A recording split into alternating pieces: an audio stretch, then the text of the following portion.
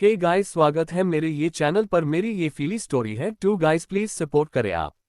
So let's see the story. दोपहर के 2:30 हो रहे थे, पर आसमान ऐसा लग रहा था जैसे रात हो गई हो। काले घने बादल, तेज आंधी, तूफानी हवाएं, मूसलाधार बारिश और बिजली की गर्जन।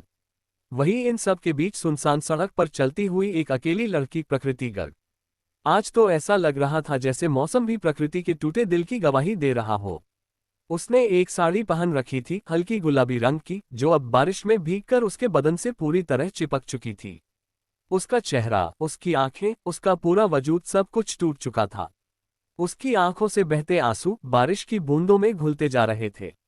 वो टूटी नहीं थी, बिखर चुकी थी। उसकी चाल लड़खड़ा रही थी, पर उसके दिल और ज़हन में सिर्फ एक ही तस्वीर घूम रही थी, उसका प्यार अक्षत को किसी और की बाहों में। जहां अक्षत प्रकृति के सामने ऋचा के साथ बेशर्मी की सारी हदें पार कर रहा था।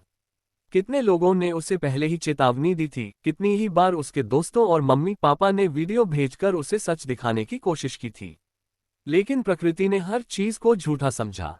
सबको झूठा कहा, सबका दिल दुखाया, सबको बुरा भला कहा और न जाने क्या क्या। नहीं, ये सब साजिश है, मेरा अक्षत ऐसा नहीं कर सकता। वो हमेशा यही कहती थी। उसे दुनिया की हर बात पर शक था, बस अक्षत की बेवफाई पर नहीं। पर आज आज उसकी आंखों ने वो देख लिया था जिसे देखने से वो हमेशा डरती रही। आज अक्षत ने उसके उस शक को भी सच साबित कर दिया गया था। प्रकृति ने खुद अपनी आंखों से देखा था अक्षत और ऋचा को एक दूसरे की बाहों में। उसका दिल टूटा नहीं था, चकनाचूर हो चुका था अपने प्यार को किसी और के साथ देखकर। अक्षत और प्रकृति की शादी मजबूरी में हुई थी। अक्षत ने कभी भी उसे एक बीवी का दर्जा नहीं दिया, पर प्रकृति हमेशा से सिर्फ उससे ही प्यार करती थी। वो सड़क के बीचों बीच बैठ गई, बिल्कुल बेबस, बेजान, बारिश में भीगती हुई। बारिश का पानी उसके चेहरे को भिगो रहा था, पर उसका मन कहीं और था। और फिर एक चीख उसके टूटे दिल से निकली। क्यों अक्षत, क्यों? क्या मेरी मोहब्बत तुम्हारे लिए कोई मायने नहीं रखती थी? आखिर क्या कमी रह गई थी मेरे प्यार में अक्षत? क्यों मेरी वफा तुम्हारी नजरों में कभी सच नहीं बन पाए? क्यों हर बार मैं साबित करती रही और तुम बस अनदेखा करते रहे? मैं चीखती रही, समझाती रही, लेकिन तुम्हारी आंखों ने बस ऋचा का चेहरा देखा, मेरा नहीं। तुम्हें सच दिखाने की हर कोशिश मैंने की, फिर भी ऋचा की झूठी मुस्कान जीत गई और मेरा टूटा दिल हार गया। क्या मेरा प्यार इतना मामूली था? मैंने तुम्हें पाने के लिए सब कुछ छोड़ दिया, अपना करियर, पढ़ाई, बिजनेस, दोस्त, माता पिता, यहाँ तक कि खुद का आत्मसम्मान और अपनी इज्जत भी। और तुमने मुझे ऋचा के साथ मिलकर अपने पैरों के नीचे रौंद दिया। पर बस अब और नहीं अक्षत, क्योंकि प्यार कभी भीख में नहीं मिलता। एक दिन तुम्हें जरूर पछतावा होगा, लेकिन उस दिन मैं तुम्हारे पास नहीं रहूंगी। मैं वादा करती हूँ, मैं तुम्हारी जिंदगी ऐसी बना दूंगी कि तुम ना मेरे बिना रह पाओगे और ना मेरे साथ तड़पोगे। तुम मेरी तरह मेरे लिए। I hate you Akshat, I hate you. और तभी एक तेज हॉर्न की आवाज उसके कानों से टकराए। एक कार तेज रफ्तार से उसकी तरफ आ रही थी। उसके ब्रेक फेल हो चुके थे।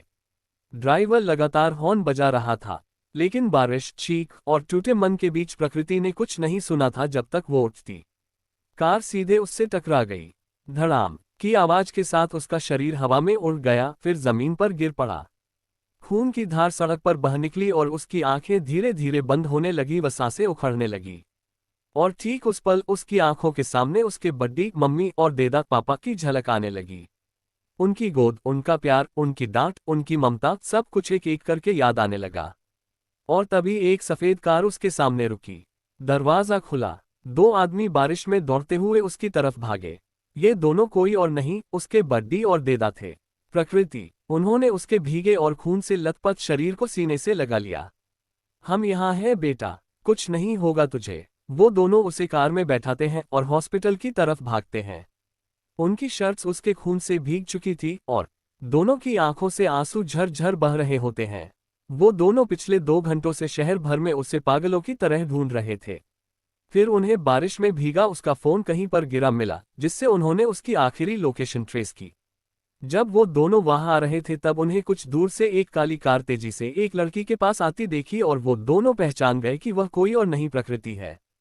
कार की हेडलाइट्स जब प्रकृति पर पड़ी तो उनकी सांसें थम गईं। दोनों एक साथ चिल्लाए, प्रकृति हट जाओ, लेकिन तब तक बहुत देर हो चुकी थी।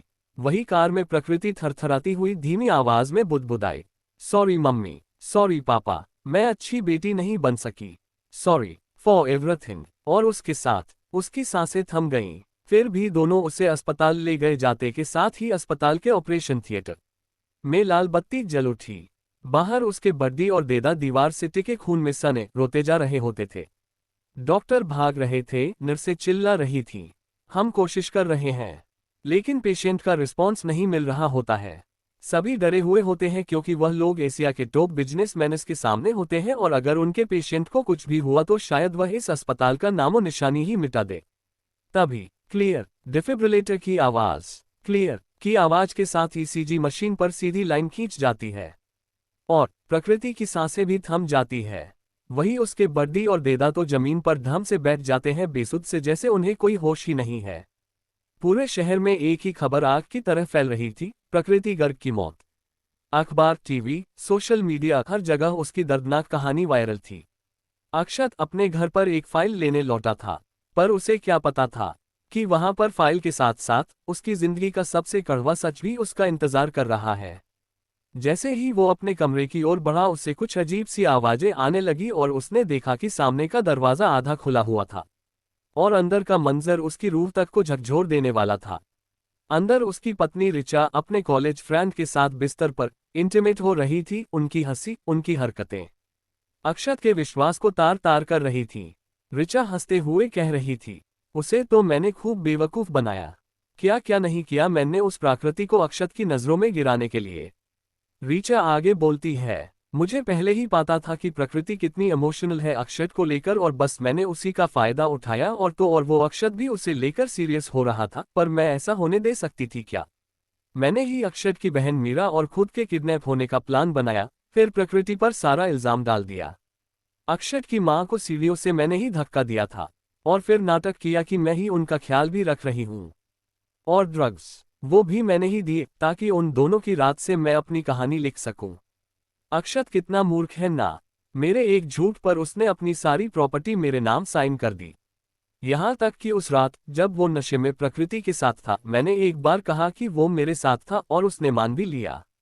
रिचा जोर से हंसती है, और अब तुम्हारे बच्चे को सीने से लगाए फिरता है, समझता है वो उसका है। उसके बाद रिचा और अधीर एक साथ ठहाके मार के हंसते हैं। फिर अधीर रिचा से पूछता है, पर तुमने ऐसा किया क्यों? वैसे भी तुम तो मेरे साथ रिलेशनशिप में हो ना, फिर तुमने अक्षत से शादी क्यों की?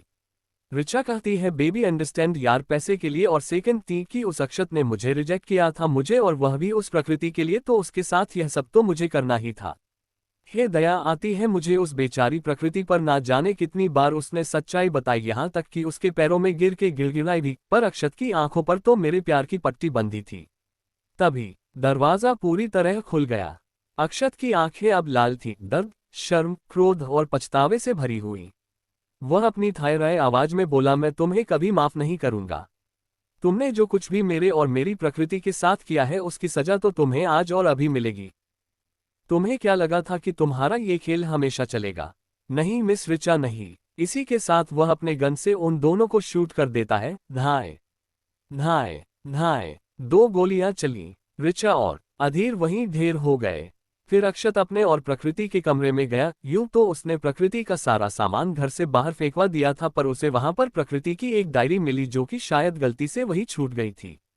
अक्षत ने डायरी को पढ़ना शुरू किया। उसने शुरू से लेकर लास्ट तक सब कुछ पढ़ा। उसके बाद उस डायरी को अपने सीने से लगाकर रोने लगा। वो हर पन्ने के साथ अपने अंदर प्रकृति का दर्द, उसकी सच्चाई, उसकी बेबसी महसूस कर सकता था। अक्षत का शरीर कांप रहा था, पर उसकी आत्मा उससे कहीं ज्यादा टूट चुकी थी। मुझे माफ कर दो एंजल, माफ कर दो। इसके बाद वो गाड़ी की चाबी उठाता है और पूरी स्पीड में प्रकृति के अंतिम संस्कार की ओर निकल पड़ता। अक्षत गर्ग मुंबई का एक जाना माना बिजनेसमैन जो दिल्ली में रहता है और एक खतरनाक माफिया भी है। उसे लोगों की नीयत पहचानने में देर नहीं लगती थी, लेकिन कहते हैं ना, प्यार में इंसान अंधा हो जाता है। उसी तरह अक्षत भी रिचा के झूठे प्यार में अंधा हो गया था। वहीं दूसरी ओर दिल्ली के बाहरी इलाके में प्रकृति का आज अंतिम संस्कार था। विवेक और अनंत पिछले 1 हफ्ते से उसी हालत में बैठे थे। वही कपड़े, वही आंसू, वही अकेलापन। दोनों ने किसी से कुछ नहीं कहा और ना ही कुछ खाया पिया। वह दोनों प्रकृति की मौत से पूरी तरह टूट गए थे। वह दोनों सिर्फ उस शरीर को देखे जा रहे थे जिसे उन्होंने अपनी जान से बढ़कर चाहा था, जिसकी आंखों में उन्हें एक आंसू तक देखना पसंद नहीं था, जिसकी एक आह उन दोनों को तोड़ देती थी। आज वही उनके सामने चिता की अग्नि में जल रही थी। कुछ देर बाद जब सब जा चुके थे, एक कार धूल उड़ाती हुई वहां रुकी। उसमें से अक्षत उतरकर दौड़ता हुआ वहां पर आया, पर अब वहां पर कुछ भी नहीं था सिवाय राख के। अब वहां पर सिर्फ राख थी, पछतावा था और एक गहरी खामोश थी। वो वहीं जमीन पर गिर पड़ा, उसकी आंखों से आंसू बह गए थे। वह राख के पास बैठ गया, उसने अपने दोनों हाथों से चिता की राख को उठाया और अपनी छाती से लगा लिया। मुझे माफ कर दो एंजल, मैंने तुम्हें नहीं पहचाना। मैं जानता हूं मेरी गलती है, पर मुझे इतनी बड़ी सजा मत दो। अक्षत कांपते हाथों से पिस्तौल उठाता है और एक हल्की सी मुस्कान के साथ खुद को शूट कर लेता है। एक और शरीर वहीं गिर गया और कुछ घंटों बाद वही राख बन गया। क्या यही अंत है प्रकृति और अक्षत की कहानी का? क्या प्रकृति अक्षत को माफ करेगी? एक लड़की एक गोल आकार के किंग साइज बेड पर सो रही थी। उसकी नाजुक सी काया पूरे बिस्तर में जैसे कहीं खोसी गई हो। उसके पास दो पुरुष बैठे थे, एक उसके हाथों को रगड़ रहा था तो दूसरा उसके माथे पर ठंडी पट्टी रख रहा था। दिल्ली की कड़ाके की सर्दी के बावजूद भी लड़की के शरीर से पसीना बह रहा था। उसका शरीर कांप रहा था और होठों पर बस एक ही वाक्य था, आई एम सॉरी डेडा और बड्डी। सांसें कितनी तेज हो रही हैं इसकी, विवेक ने फिक्र से कहा और उसे अपनी बाहों में भर लिया। और फिर अचानक एक चीख के साथ वो उठ बैठती है। प्रकृति, दोनों एक साथ बोले। हाँ, वो कोई और नहीं, प्रकृति थी। अनंत तुरंत उसे अपने सीने से लगा लेता है और विवेक उसकी पीठ सहलाने लगता है। जब प्रकृति शांत होती है तब विवेक उसका चेहरा अपने हाथों में लेकर कहता है, जान, आपने कोई बुरा सपना देखा? प्रकृति अपना सिर हाँ में हिलाकर फिर माफी मांगने लगती है। तब अनंत और विवेक एक साथ उसके चेहरे पर हाथ रखकर कहते हैं, जान, तुम चाहे कितनी भी बड़ी गलती कर लो, चाहे कितना भी हमें हट कर लो, पर हमारा प्यार तुम्हारे लिए कभी कम नहीं होगा। अनंत राय और विवेक बुंदेला एक समलैंगिक कपल थे। अमृत एक डॉक्टर होता है तो वहीं विवेक एक बिजनेस टायकून होने के साथ साथ माफिया होता है। माफिया वर्ल्ड में अमृत विवेक का राइट हैंड था। विवेक जब गुस्सा होता तो अनंत बस उसकी आंखों में देखता और बोलता, मैं हूं ना। दोनों का स्वभाव अलग अलग होता है। जहां अनंत हर चीज शांति से संभालता है तो वहीं विवेक गुस्सेल था। फिर दोनों मिलकर प्रकृति को वॉशरूम भेजते हैं ताकि वह फ्रेश हो सके। दोनों की नजरें लगातार उस पर ही होती है। जब वो उनकी बाहों में सिसक रही थी तब दोनों की आंखों में वो रात ताजा हो उठी जब उन्होंने पहली बार प्रकृति को देखा था। फ्लैशबैक। एक शाम जब अमृत और विवेक रेस्टोरेंट से लौट रहे थे, अचानक तेज बारिश शुरू हो गई। दोनों ने दौड़कर अपनी कार की ओर बढ़ना चाहा, लेकिन तभी वो सुना, तुमने? विवेक ने रुकते हुए कहा, हाँ, कोई रो रहा है। दोनों की आंखें चौकन्नी हो गईं, क्योंकि तेज बारिश में भी किसी बच्चे के रोने की आवाज साफ सुनाई दे रही थी। विवेक अनंत से बोलता है, इतनी बारिश में एक बच्चा यहाँ कैसे? दोनों ने फिर मोबाइल की फ्लैशलाइट जलाई और आवाज की दिशा में बढ़े। पार्किंग के सिरे पर एक कोना था जहां काई जमी हुई थी और झाड़ियां उगी हुई थीं। जैसे ही उन्होंने झाड़ियों को अपने हाथों से हटाया, दोनों के कदम जम गए। वहां एक नन्ही सी बच्ची पड़ी थी, मिट्टी और कीचड़ में सनी हुई। उसका शरीर कांप रहा था, छोटे छोटे हाथ किसी अदृश्य मदद की ओर फैले हुए थे। बदन पर चींटियां रेंग रही थीं और चेहरा बुखार से तप रहा था। तेज बूंदें उसके नाजुक चेहरे पर पड़ रही थीं, लेकिन वो अब भी रो रही थी, धीरे टूटी फूटी सिसकियों में। विवेक झट से घुटनों के बल झुका और बच्ची को अपनी गोद में उठा लिया। उसके स्पर्श से बच्ची थोड़ी शांत हो गई थी। वो बुखार में तप रही है, अनंत ने गंभीर स्वर में कहा और उसकी नब्ज और सांसें जांची। इसका जन्म अभी कुछ घंटे पहले ही हुआ है। विवेक हक्का बक्का था, कोई इतनी छोटी बच्ची को ऐसे कैसे छोड़ सकता है? बारिश अब भी जारी थी, लेकिन उस पल उन दोनों के लिए सब कुछ थम गया था। वो बच्ची उसकी बाहों में थी और जैसे एक अदृश्य डोर ने उसे बांध लिया। उसके एक स्पर्श ने दोनों के अंदर के बाप को जिंदा कर दिया था। अब ये अकेली नहीं है, अनंत ने धीमे लेकिन दृढ़ स्वर में कहा, अब ये हमारी जिम्मेदारी है। हमारी बेटी है प्रकृति। दोनों उसे अपने घर लाए, अपने जीवन में जगह दी और दिल में बसा लिया। उसके पहले कदम, पहली हंसी, पहले शब्द के गवाह वह दोनों थे। प्रकृति ने उन दोनों के जीवन में जो कमी थी उसे पूरा कर दिया था। लेकिन एक सवाल हमेशा उसके मन को कचोटता रहा कि प्रकृति कौन थी? क्यों उसे वहां छोड़ दिया गया था? उन्होंने कई सालों तक उसकी असली पहचान की तलाश की, पर उन्हें कोई सुराग नहीं मिला और प्रकृति की असली पहचान एक गुमनाम रहस्य बनकर रह गई। Flashback and. वही जब वॉशरूम में खड़ी प्रकृति खुद को शीशे में देखती है तो दंग रह जाती है, क्योंकि तुम अभी सिर्फ एक 10 साल की बच्ची थी। वह हैरान हो जाती है और उसे यह समझने में ज्यादा समय नहीं लगता कि उसका रीबर्थ हुआ है। फिर प्रकृति ने अपने हाथ की नाजुक उंगलियों को देखा और कहा, मैं फिर से उस दिन पर आ गई हूं जहां से सब कुछ शुरू हुआ था। हर याद, हर धोखा, हर जख्म उसके दिमाग में एक एक करके घूम गए। वह शॉवर चालू कर देती है और ठंडे पानी के नीचे खड़े होकर फूट फूट कर रोने लगती है। फिर खुद को ध्यान से देखती है और एक खतरनाक मुस्कान के साथ कहती है, बस मिस्टर गर्ग, अब आपकी औकात मेरी जिंदगी में सिर्फ एक कचरे जैसी है। आई होप कि आप मुझे दोबारा कभी ना मिले। वो याद करती है कि कल ही उसने अक्षत को आग की लपटों से बचाया था और आज स्कूल में उसने उसे थैंक यू कहा था। उस वक्त वो 6ठी क्लास में थी और अक्षत 8वीं में। जब प्रकृति वॉशरूम से निकली तो उसकी आंखों में एक अजीब सा अंधेरा था। उसके चेहरे पर न गुस्सा था, न उदासी, सिर्फ एक ठंडा सा फैसला था। उसने अनंत और विवेक के बीच छोटी सी बेहस सुनी। अनंत, मैं जान के बाल बनाऊंगा। विवेक, नहीं, मैं बनाऊंगा। तुम अच्छे से नहीं बनाते। तभी प्रकृति आती है और उनके गालों पर एक एक किस करती है और हंसते हुए बोलती है, बर्डी, आप मेरे बाल बनाओ और डेडा, आप मुझे चॉकलेट खिलाओ।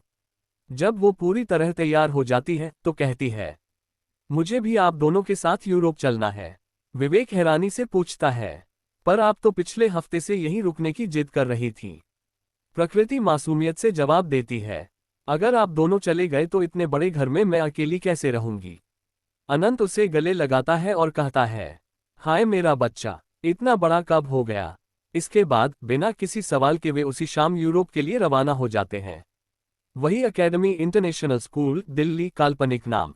अक्षत पिछले 2 घंटे से स्कूल के गेट के बाहर खड़ा होता है। उसके हाथ में चांदी की एक पायल है जिसे वो बार बार देखता है और फिर हर आती हुई स्कूल बस की ओर उम्मीद भरी आंखों से देखने लगता है। स्कूल की आखिरी बस भी निकल जाती है, हॉर्न देती हुई। अक्षत उसे भी देखता है, लेकिन उसमें से कोई नहीं उतरता। वह मुंबई से दिल्ली फुटबॉल कंपटीशन के लिए आया था। अमित उसे आवाज देते हुए कहते हैं, अक्षत, अबे चलना यार, कंपटीशन शुरू होने वाला है। तू यहाँ न जाने किसे ढूंढ रहा है। अक्षत उसकी ओर देखता है लेकिन कुछ नहीं कहता। उसका चेहरा उतर जाता है जैसे किसी पुराने दर्द ने उसकी आत्मा को जकड़ लिया हो। वो धीरे धीरे अपने भारी कदमों से अमित के पीछे चलने लगता है। वो मन ही मन कहता है, इस बार मैं कुछ गलत नहीं होने दूंगा प्रकृति। आई लव यू, प्लीज एक बार फिर मुझ पर भरोसा करो लो। क्या प्रकृति और अक्षत की फिर मुलाकात होगी? क्या प्रकृति उसे पहचान पाएगी? क्या बदला शुरू होगा या प्यार जीतेगा?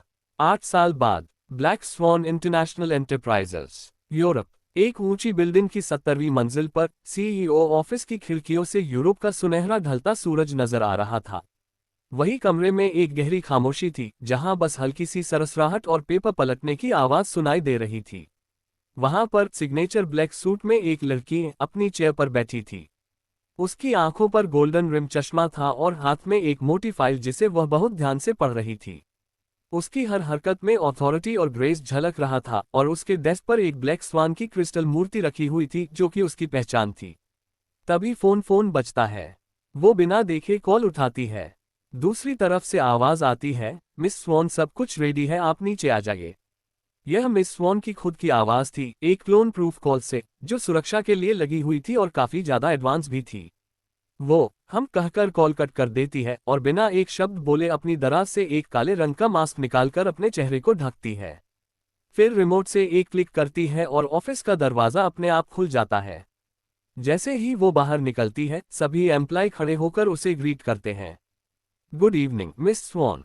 उसकी ठंडी व गहरी हल्की गुलाबी आंखें एक बार सभी को स्कैन करती हैं, फिर वह बिना एक शब्द कहे नीचे पार्किंग की ओर बढ़ जाती है, जहां उसकी ब्लैक लिमोजीन उसका इंतजार कर रही होती है। उसके वहां पहुंचते ही ड्राइवर तुरंत दरवाजा खोलता है और वो उसमें बैठ जाती है। कुछ देर बाद एक अंधेरे सुनसान जंगल में एक ब्लैक एसयूवी जंगल के सन्नाटे में रुकती है, जिसमें से एक काला साया उतरता है, सिर से पांव तक काले लिबास में ढका हुआ, और कुछ दिख रहा था तो वह थी सिर्फ उसकी नीली चमकदार आंखें। उसकी चाल में सख्ती होती है और उसके आते ही हवा में एक रहस्यमय डर समा जाता है। उसके आगे एक पुराना खंडहर था, चारों ओर जंगली बेलों से घिरा हुआ।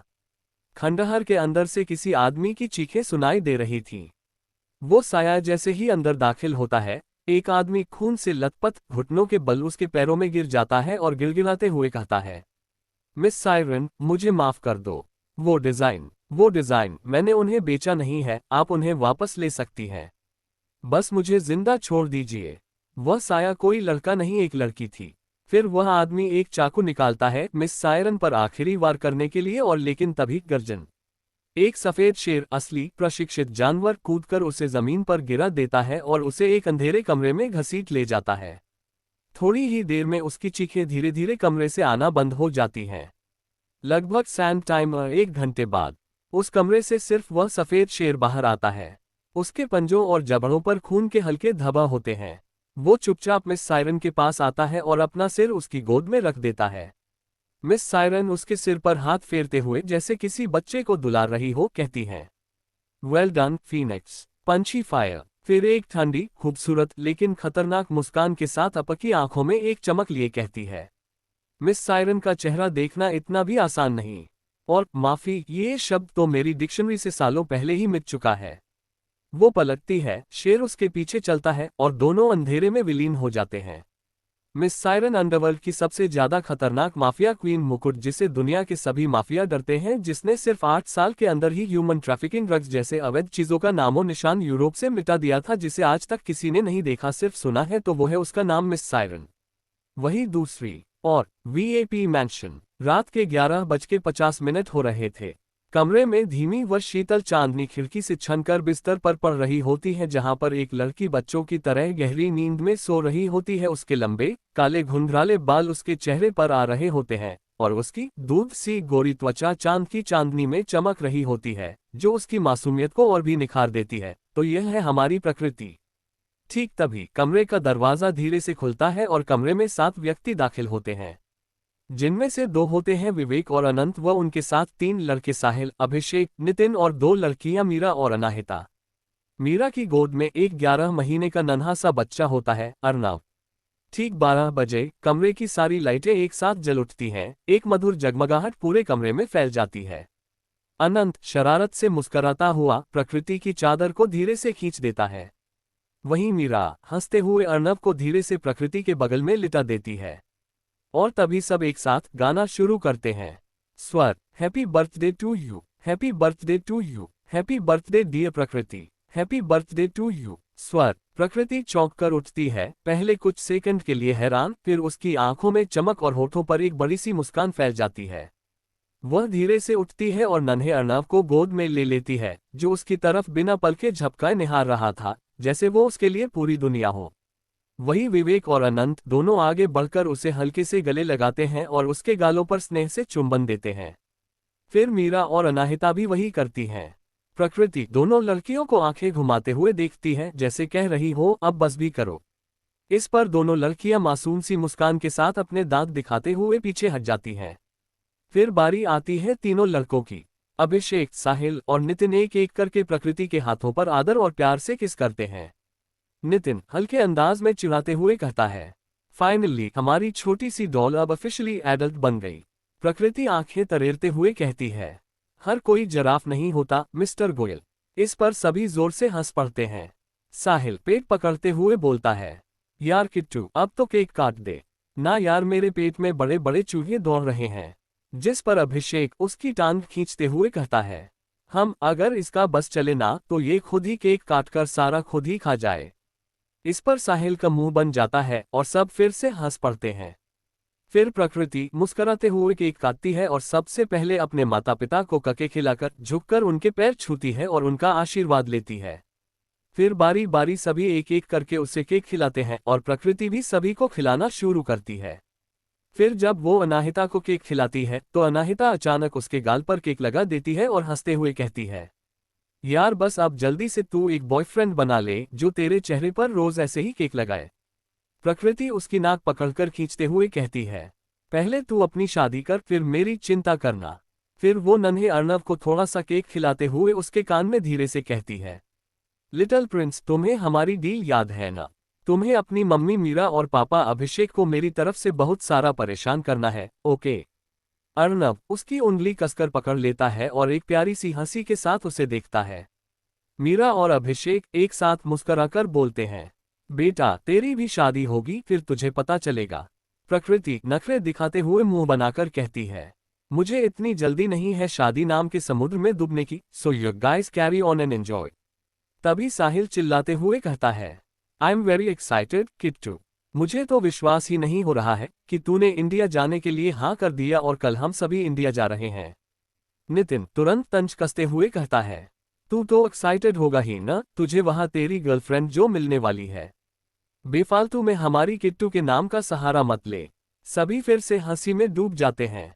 थोड़ी देर और मस्ती के बाद सब एक एक करके अपने अपने कमरे में सोने चले जाते हैं और मीरा अर्नव को वही प्रकृति के कमरे में छोड़ देती है क्योंकि प्रकृति को बच्चे काफी पसंद थे और अर्नव हो चुका था और अब वह सीधा सुबह ही उठेगा। प्रकृति अपनी खिड़की की ओर देखती है जहां चांद अब भी अपनी शांत रोशनी फैला रहा होता है। उसकी आंखों में एक नमी होती है लेकिन मुस्कान अब भी बरकरार होती है। कौन है मिस स्वॉन? प्रकृति का मिस सायरन से क्या रिश्ता है? अगले दिन सुबह की सुनहरी धूप खिड़की से हल्की हल्की कमरे के अंदर आ रही होती है और जब वह किरणें प्रकृति की आंखों पर पड़ती है तब वह कसमसाते हुए उठकर बैठ जाती है। उठते ही उसकी नजरें अर्नव पर पड़ी है जो कि अपने छोटे छोटे हाथों से उसके पेट पर खेल रहा होता है, जिसे देखते ही उसके होठों पर मुस्कान आ गई। प्रकृति नींद भरी आवाज में अर्नव की ओर देखते हुए, अरे मेरी जान, तू तो मुझसे भी पहले उठ गया। फिर वो उसे अपनी गोद में लेती है और उसके माथे पर एक प्यारी सी किस देती है, फिर उसे लेकर बाथरूम की ओर चली जाती है। थोड़ी देर बाद वो फ्रेश होकर अर्नव को गोदी में लिए नीचे डाइनिंग टेबल पर आती है जहां पर सभी उन दोनों का इंतजार कर रहे होते हैं। प्रकृति सबसे पहले अर्नव को मीरा की गोद में दे देती है। मीरा एक्साइटेडली आ गया मेरा छोटा प्रिंस चार्मिंग, और उसके गालों पर एक किस करती है। फिर अनाहिता प्रकृति की तरफ देखते हुए कहती है, थैंक गॉड किट्टू कि तू नीचे आ गई, वरना ना जाने कब तक अनंत अंकल हमें ऐसे ही बैठा कर रखते। वैसे भी मेरे पेट में बड़े बड़े चूहे कूद रहे हैं इतना टेस्टी टेस्टी खाना देखकर। जिस पर प्रकृति तिरछी आंखों से देखती है, तो तू कहना चाहती है कि मैं लिट लतीफ हूं? अनाहिता हाँ कहती है, फिर अतकते हुए ना ना ना नहीं में अपना सर हिलाती है। जिस पर प्रकृति उसके कान खींचने के लिए जैसे ही आगे बढ़ती है उससे पहले ही विवेक कहते हैं, तो लिट लतीफ को लिट लतीफ ना कहे तो क्या कहे। जिस पर प्रकृति मुंह बनाते हुए अनंत को गले लगाती है और उसके गाल पर किस करने के बाद कहती है, मुझे बहुत जोरों की भूख लगी है। जिस पर अनंत उसे अपने और विवेक के बीच में बैठाकर ब्रेकफास्ट सर्व करता है। विवेक प्रकृति की ओर देखते हुए कहता है, बच्चा मेरी मॉर्निंग किस, पर वह कोई जवाब नहीं देती। विवेक खुद आगे बढ़कर उसके गाल पर किस करते हुआ कहता है, मैंने अपनी मॉर्निंग किस ले ली। प्रकृति मुझे आपसे बात नहीं करनी। तभी विवेक कहता है, मैंने और अनंत ने सुबह जल्दी उठकर सभी के लिए स्वादिष्ट नाश्ता बनाया, जैसे पनीर पराठे, पाइनएप्पल जूस, टोस्ट, फल और गर्मागर्म चाय वगैरह, और तुम्हें देखो, तुम तो ना मेरी तारीफ करती हो ना मेरी कदर। जिस पर प्रकृति उनका हाथ पकड़ते हुए कहती है, अपना नाटक बंद करो, मुझे पता है सारा का सारा खाना सिर्फ बड़ी ने ही बनाया होगा हमेशा की तरह। जिस पर विवेक जी मुंह बनाते हुए कहते हैं कि हर कोई हर चीज में परफेक्ट हो ही होता है। फिर प्रकृति उनके मुंह की तरफ एक बाइट करती है उनको खिलाने के लिए और वह चुपचाप उसे खा लेते हैं। जिस पर सब हंसते लगते हैं। फिर साहिल एक बाइट लेते हुए, uncle honestly I will miss your food more than my girlfriend. जिस पर अभिषेक कहता है, लगता है उसे बताना पड़ेगा। साहिल अटकते हुए, यार मेरा मतलब था मैं खाने को मिस करूंगा। अभिषेक, अंकल को नहीं। साहिल, उन्हें भी करूंगा यार, पहले तो तुम मुझे फंसाना बंद करो, तुम क्या आज मुझे पिटवा कर ही मानोगे। जिस पर नितिन उसे देखते हुए कहता है, भाई मतलब तू अब अपनी गर्लफ्रेंड की जगह अंकल के सपने देखेगा। साहिल उसे गुस्से से देखता है। इसी तरह सभी लोग हंसी ठिठोली करते हुए अपना अपना नाश्ता खत्म करते हैं और अपने अपने कमरे में चले जाते हैं बचे हुए सामान को पैक करने के लिए। वहीं दूसरी तरफ दिल्ली भारत में एक अंधेरे कमरे में पसीने से लथपथ एक लड़का दीवार की तरफ मुंह करके खड़ा था। वहीं उस दीवार पर एक लड़की की बड़ी सी तस्वीर टंगी हुई थी। वह लड़का अपना हाथ उस तस्वीर पर फिरता है, फिर पास रखी दराज खोलता है और उसमें से एक पायल निकालता है और उस पायल को अपने होठों से लगाकर धीरे से कहता है, एंजल तुम कब आओगी? 8 साल हो गए तुम्हारा इंतजार करते हुए। हाँ मैं जानता हूँ मेरी गलती थी, पर क्या मुझे माफी मांगने का हक भी नहीं है? मुझे पता है तुम्हें सब कुछ याद है एंजल, बस एक बार, एक आखिरी बार मुझ पर भरोसा कर लो। मुझे एक लास्ट चांस दे दो प्लीज। उसकी आंखों से आंसू उस पायल पर गिरने लगते हैं। तभी पीछे से दरवाजा खुलता है और आवाज आती है, अक्षत भाई जल्दी नीचे आओ वरना कॉलेज के लिए लेट हो जाएंगे। वही जब प्रकृति अपने कमरे में पहुंची तो उसने देखा कि उसका सामान पहले से ही पैक किया जा चुका था। सूटकेस एक कोने में रखा हुआ था और उसके बैग पर एक प्यारी सी नोट चिपका हुआ था, लव यू ऑलवेज डेडर, और बड़ी नीला दिल, और एक छोटा सा सिल्वर लॉकेट बंधा हुआ था। जब वो उसे खोलकर देखती है तो उसके अंदर एक फोटो होती है। फोटो में एक पुरानी तस्वीर होती है। प्रकृति छोटे बालों में स्कूल यूनिफॉर्म पहने अनंत के कंधे पर बैठी मुस्कुरा रही है और विवेक उसका हाथ पकड़कर उसे ऊपर खींच रहा है। उसके चेहरे पर मुस्कान और आंखों में आंसू आ जाते हैं और तभी कमरे के कोने से विवेक, डेडर और अनंत बड़ी बाहर आए। प्रकृति हल्की मुस्कान के साथ, डेडर, बड़ी, आप दोनों भी चलो ना मेरे साथ। विवेक उसके पास आकर उसके सिर पर हाथ फेरते हैं। विवेक, जान तुम जाओ, हम बाद में आएंगे, मेरी जरूरी मीटिंग्स है और बडी भी कुछ टाइम तक सर्जरीज में बिजी रहेगा। अनंत कुछ पल चुप रहकर उसकी आंखों में देखता है। अनंत धीरे से, बच्चा, तुम जा तो रही हो लेकिन अपना ख्याल जरूर रखना और सुनो, हमारे घर के दरवाजे तुम्हारे लिए हमेशा खुले हैं, कभी भी किसी भी वक्त।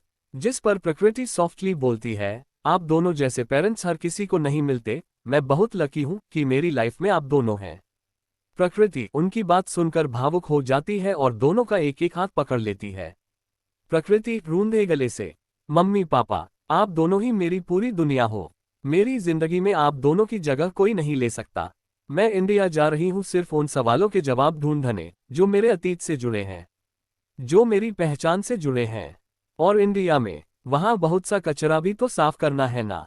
दोनों उसकी आंखों में आंसू देखकर उसे गले लगाकर कहते हैं, जान कभी भी दिल दर्द से भरा लगे तो वापस लौट आना, हम यहीं होंगे हमेशा। फिर विवेक उसकी पीठ थपथपाते हैं। कुछ देर बाद प्रकृति कहती है, आप दोनों जानते हो ना मैं कौन हूं, फिर भी मेरे लिए इतना डरते हो। कुछ देर की खामोशी के बाद विवेक और अनंत दोनों एक साथ मुस्कुराते हैं। विवेक और अनंत हंसते हुए, okay miss Swan, just do what you want to do. Prakriti के चेहरे पर एक मुस्कान आ जाती है और फिर तीनों हाथों में बीते कल की यादें और आंखों में नए कल की चमक लिए हॉल में आ जाते हैं जहां सभी उनका इंतजार कर रहे थे। कुछ ही देर में उनका प्राइवेट जेट आसमान की ओर उड़ान भरता है, भारत की धरती पर एक नई कहानी लिखने के लिए। क्या मोड़ लाएगा प्रकृति का नया सफर उसकी जिंदगी में? दिल्ली की गलियों में क्या उसका अतीत उसका इंतजार कर रहा है या कोई और? प्रकृति का अक्षत को देखकर क्या प्रतिक्रिया होगी? करीब रात के 11:30 बजे उनका प्राइवेट जेट दिल्ली एयरपोर्ट पर लैंड करता है। दिल्ली की हवा में हल्की सी ठंडक और नमी घुली हुई थी।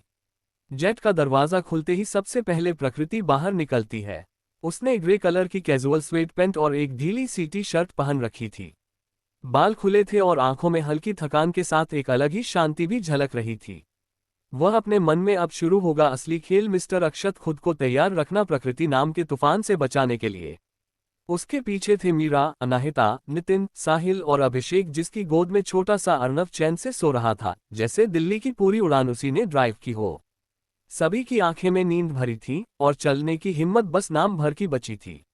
अनाहिता सीढ़ियों से उतरते समय उबासी लेते हुए, यार कोई मुझे बताओ, दिल्ली की हवा में नींद भी एक्स्ट्रा लगती है क्या, या ये जेट की सीटों ने कमर तोड़ दी है मेरी? मीरा हंसते हुए, नहीं, ये तुमने सोने के लिए 3 तकिए और एक पूरी कंबल का बिस्तर जो बनाया था, वो वजह है। अनाहिता अपना मुंह बना लेती है और मीरा के कंधों पर हल्के से मारते हुए कहती है, तू तो अपना मुंह बंद ही रख, जब देखो मेरा मजाक ही बनाती रहती है। जिस पर मीरा उसके कान पकड़ते हुए कहती है, सॉरी बाबा, तूने मेरे कान पकड़कर क्यों कहा? तभी प्रकृति कहती है, बच्चों जैसे लड़ना बंद करो दोनों, वरना 2 दिन तक इसी जेट पर बैठाए रखूंगी तुम्हें, वो भी बिना तकिया और कंबल के। इतना सुनते ही दोनों अपने मुंह पर एक एक उंगली रख लेती है। उनके पीछे आते हुए तीनों लड़के ठहाके मारकर हंसने लगते हैं। तभी नितिन कहता है, फाइनली पहुंच ही गए, मैं तो बैठते बैठते ही बूढ़ा हो गया। अगली बार मैं कार्गो में चला जाऊंगा, कम से कम लेट तो नहीं होगा। अभिषेक नितिन से, सच में यार तू तो 80 साल का लग रहा है। प्रकृति हल्की मुस्कान के साथ फिर से बोलती है, same thing with you guys also. इतना सुनते ही सभी चुप हो जाते हैं। फिर कुछ देर बाद साहिल बोलता है, यार अब तू हमारे साथ ये करेगी, इतना बड़ा अत्याचार मासूम से बच्चों पर? प्रकृति, हाँ बच्चा तुम लोग नहीं, मेरा अणु है। सभी हंसने लगते हैं। तभी साहिल की नजर सामने खड़ी बड़ी बड़ी लग्जरी कार्स पर जाती है जिनमें ड्राइवर तैयार खड़े थे। साहिल खोले से नितिन के कान में, भाई जरा स्टाइल में निकलते हैं वरना ड्राइवर को लगेगा कि फर्स्ट क्लास नहीं स्लीपर से आए हैं। इसी तरह मस्ती मजाक के बाद सभी एक दूसरे एक एक करके हक करते हैं और अर्नव के फॉरहेड पर प्यार से किस करते हैं। नितिन, अनाहिता और साहिल अपनी अपनी कार में बैठकर निकल जाते हैं। अनाहिता जाते जाते प्रकृति से कहती है, अगर मेरी ब्यूटी स्लीप खराब हुई तो सुबह सबसे पहले तुमसे बदला लूंगी, मिस गैलेक्सी फ्लैट वाली। प्रकृति अपना सिर हिलाकर हंस देती है। उन तीनों के जाने के बाद भी मीरा और अभिषेक वहीं रुकते हैं और प्रकृति की ओर देखते हुए मीरा कहती है, प्रकृति तुम भी चलो ना हमारे साथ हमारे घर, हम पांचों की फैमिली यहाँ पर है, लेकिन अनंत अंकल और विवेक अंकल दोनों ही काम के चलते यहाँ नहीं आए हैं और तुम उसे बड़े से मैंशन में अकेली रहोगी। प्रकृति थोड़ा मुस्कुराकर, रिलैक्स, मैं मैंशन में नहीं अपने फ्लैट में जा रही हूँ और प्लीज इतनी चिंता मत किया करो, मैं कोई बच्ची नहीं हूँ। अभिषेक हंसते हुए, मैडम हम जानते हैं कि आप कौन हैं और क्या कर सकती है, पर प्लीज अपना ध्यान रखा करो और तुम्हें अगर किसी भी चीज की जरूरत हो तो मुझे कॉल कर देना। वह उसके सिर पर अपना हाथ फेरता है। फिर मीरा और अभिषेक भी विदा लेते हैं और अपनी कार में बैठकर निकल जाते हैं। सबके जाने के बाद प्रकृति भी अपनी ब्लैक BMW में बैठती है और निकल जाती है गैलेक्सी अपार्टमेंट्स की ओर। गैलेक्सी अपार्टमेंट्स दिल्ली का सबसे पॉश और secured luxury building, flat number 2301, प्रकृति का पर्सनल सेफ हेवन। करीबन सुबह के 4:30 हो जाते हैं जब वो अपने फ्लैट पर पहुंचती है। दरवाजा खोलते ही हल्की सी लैवेंडर डिफ्यूजर की खुशबू उसे घर जैसा सुकून देती है। वो थकी हुई सी इसलिए सीधे बाथरूम में जाती है, वार्म बबल बाथ तैयार करती है। टब में बैठते ही उसकी आंखें सुकून से बंद हो जाती हैं, पर दिमाग में हलचल थी, दिल्ली के इस सफर की, बीते कल की और आने वाले कल की।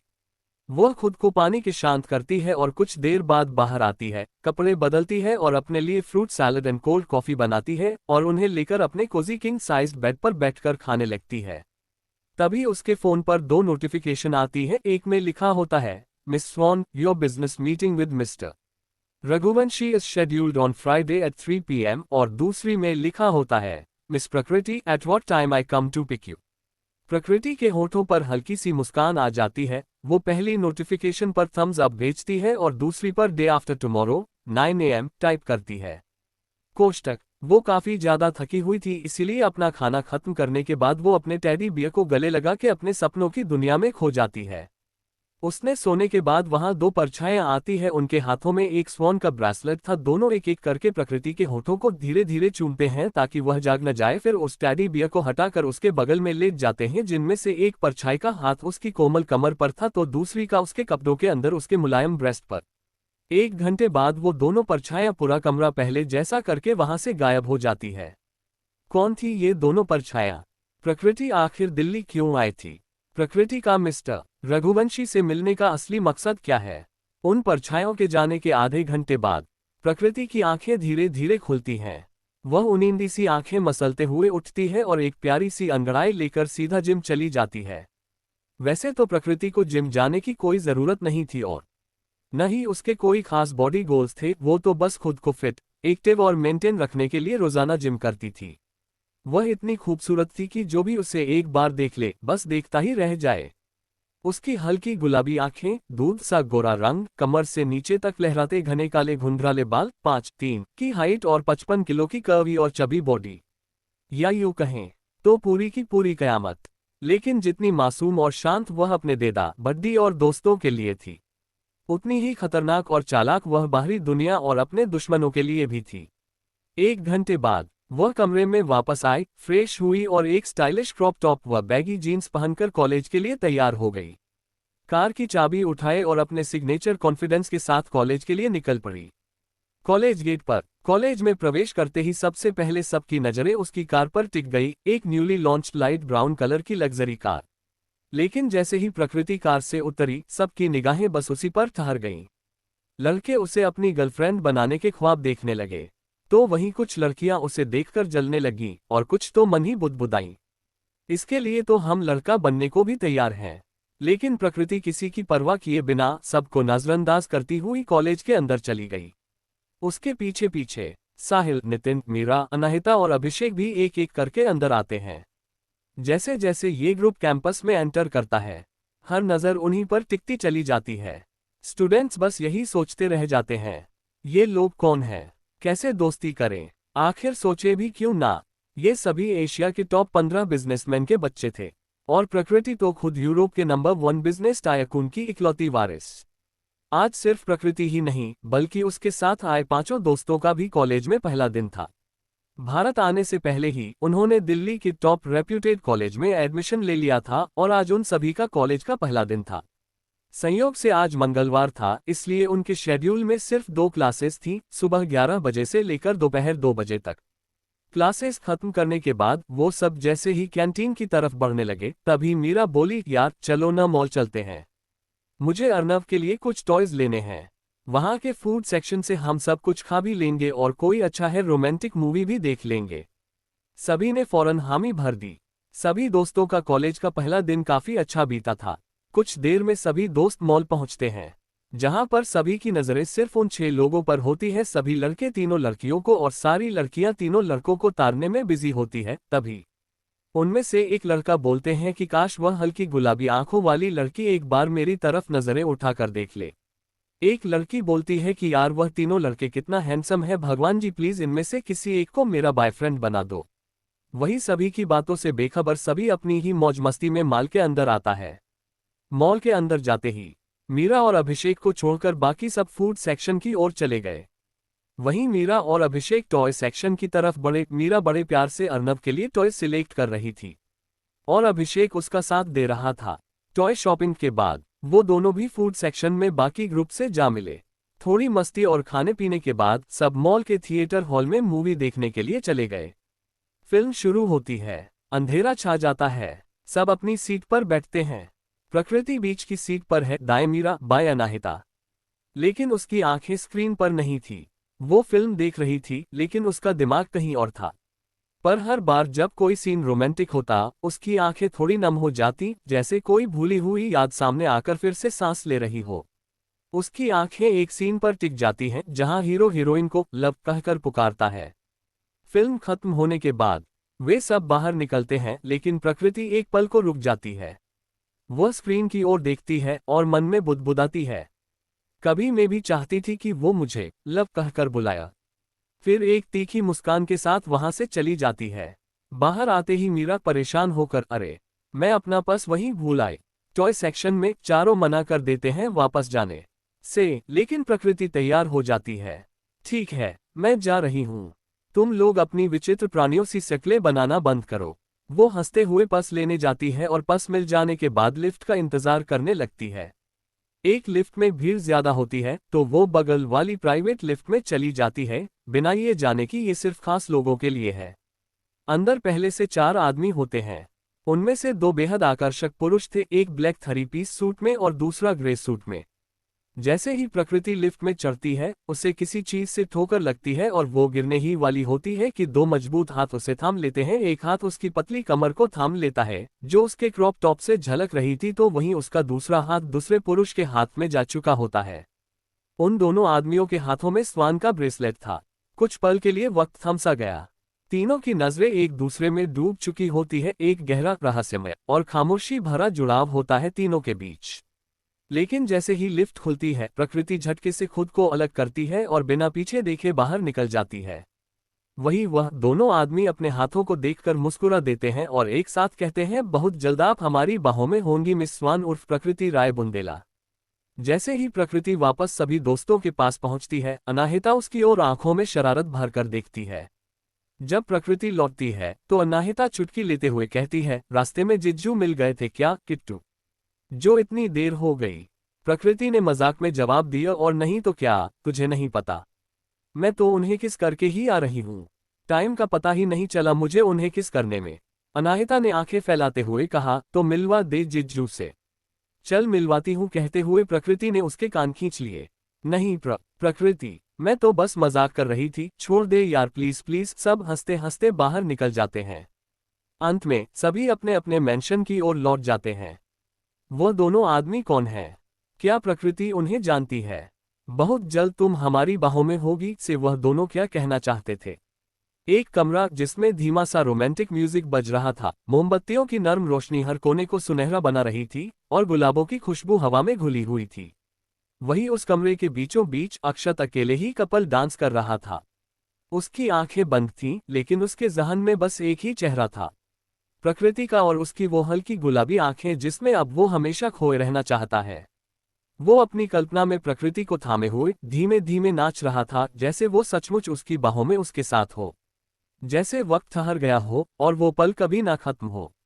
उसकी उंगलियां हवा में ऐसे सरक रही थीं, मानो प्रकृति की कमर को महसूस कर रही हो, और उसका चेहरा पास लाकर वो बस एक बार आई लव यू कह देना चाहता हो, बिना शब्दों के। अक्षत गर्ग, उम्र 20, गेरुआ रंग, काली आंखें, 5.7 की हाइट, मस्कुलर बॉडी। गुस्सेल व फुटबॉल मैदान का बेताज बादशाह और माफिया की दुनिया में एक ऐसा नाम जिससे लोग कांपते थे, जिसके चेहरे पर कभी किसी ने मुस्कान नहीं देखी थी, लेकिन आज उसी चेहरे पर हल्की सी मुस्कान थी, और उसकी आंखों में ऐसा जादू था जैसे कोई अधूरा ख्वाब अब धीरे धीरे हकीकत बनता जा रहा हो। आज उसका दिल बेहद हल्का था, वह बेहद खुश था, क्योंकि आज कॉलेज में उसने अपनी मोहब्बत को यानी कि प्रकृति को देखा, जिसका वो ना जाने कब से इंतजार कर रहा था। फिर अक्षत चांद की ओर देखते हुए कहता है, मेरा चांद, मेरी प्रकृति तुझसे भी 1000 गुना खूबसूरत है, और बहुत जल्द वो सिर्फ मेरी होगी। वो मुस्कुराया और खुद से बुदबुदाया, परसों मैं उसे एक प्यारा सा सरप्राइज दूंगा। उसकी टेबल पर उसका पसंदीदा ब्लूबेरी केक, ताज़े गुलाब और एक प्यारा सा फ्रेंडशिप कार्ड रखूंगा। फिर एक पल को रुका, लेकिन कहीं ये सब ज्यादा तो नहीं हो जाएगा। फिर खुद से ही, अरे अक्षत यार, इतना तो बनता है अपनी एंजल के लिए। लेकिन अगर उसे सब कुछ याद हुआ तो वो तो मुझसे बहुत ज्यादा नफरत करती होगी। नहीं नहीं नहीं, ऐसा नहीं हो सकता। फिर एक लंबी सांस लेकर, जो होगा अच्छा होगा और मैं अपनी एज को मना ही लूंगा। वहीं दूसरी तरफ मॉल से लौटने के बाद प्रकृति का घर। रात के करीब दोपहर के 1:39। प्रकृति बिस्तर पर लेटी करवटें बदलते हुए सोने की कोशिश कर रही थी, पर उसकी आंखों से नींद कहीं गायब थी। उसकी आंखों के सामने बार बार वही लिफ्ट वाला सीन घूम रहा था, उस अनजाने स्पर्श की गर्माहट, उनकी मजबूत उंगलियों की पकड़ और उन आंखों की तीव्रता जो कुछ कहे बिना भी सब कुछ कह गई थी। फिर झुंझलाकर वह बेड से उठकर अपने जिम की ओर बढ़ गई, जो कि उसके कमरे से अटैच था, क्योंकि हर बार उस लम्हे की यादें उसके सीने में अजीब सी गुदगुदाहट और बेचैनी से भर देती थी, जिसे वह महसूस नहीं करना चाहती थी।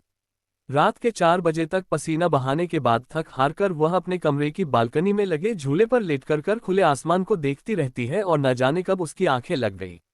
अगली सुबह जब सूरज की पहली किरणें प्रकृति के चेहरे को छूती है, तब उसकी पलकें तुरंत हरकत में आ जाती है।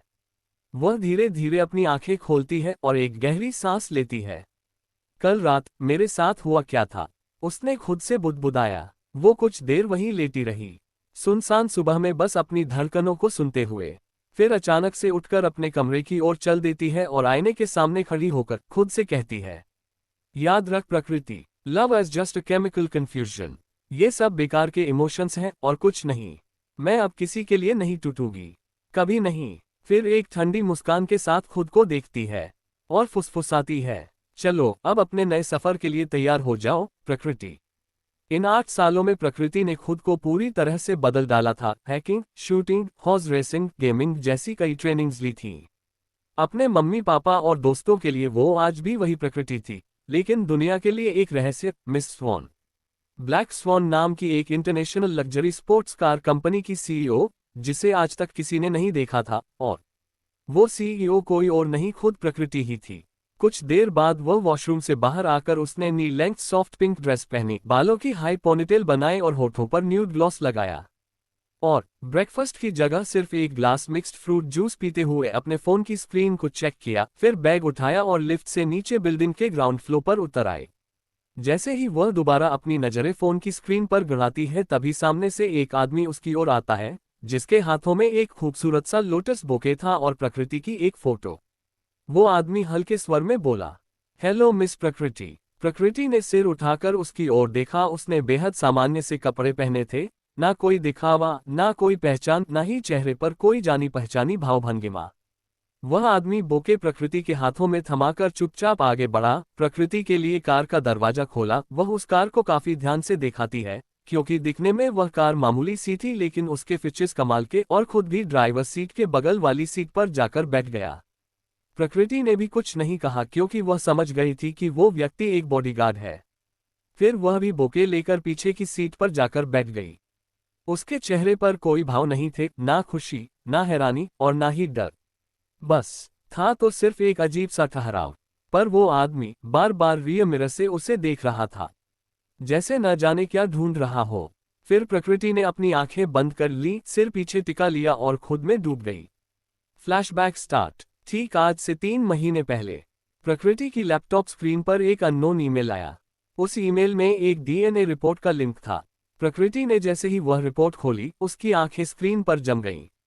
रिपोर्ट कह रही थी उसका डीएनए एक पुरुष और एक महिला से 99.5% जेनेटिकली मैच्ड है, लेकिन रिपोर्ट से उनका नाम गायब था। प्रकृति खुद से बदबूदाए, कौन भेज सकता है ये? क्या ये कोई मजाक है या फिर कोई अधूरा सच? प्रकृति ने खुद की पहचान का सच जानने के लिए अपने कनेक्शंस, अंडरग्राउंड सोर्सेज और एक भरोसेमंद लैब की मदद ली। उसने खुद से ब्लड सैंपल लेकर उसी डीएनए मैच के लिए दोबारा टेस्ट करवाया और रिपोर्ट वही थी, मैच कंफर्म था, लेकिन नाम अब भी गायब। कुछ दिनों बाद एक और गुमनाम ईमेल आउटगोइंग मेल आया। ग्रेटर देन बच्चे, हम तुम्हारे माता पिता हैं। सिर्फ एक बार हमसे मिल लो, हम तुम्हें तुम्हारे सारे सवालों के जवाब देंगे। तुम हमसे इसलिए दूर नहीं हो क्योंकि तुम लड़की हो। वजह कुछ और थी, बहुत गहरी और मजबूरी भरी। प्रकृति का दिल कांप उठा था, पर वो चुप रही। वो उस सच को आंखों में आंखें डालकर देखना चाहती थी, पर डर भी रही थी कहीं वह टूट न जाए।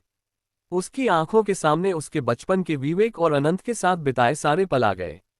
And again on her 18th birthday, जन्मदिन का केक रात 12 बजे। एक और ईमेल आया, हैप्पी बर्थडे, जन्मदिन का केक प्रकृति। इस बार मेल के नीचे एक लाइन और थी, प्लीज एक मौका दो। उस रात पहली बार प्रकृति ने जवाब दिया, रिप्लाई ग्रेटर देन ओके।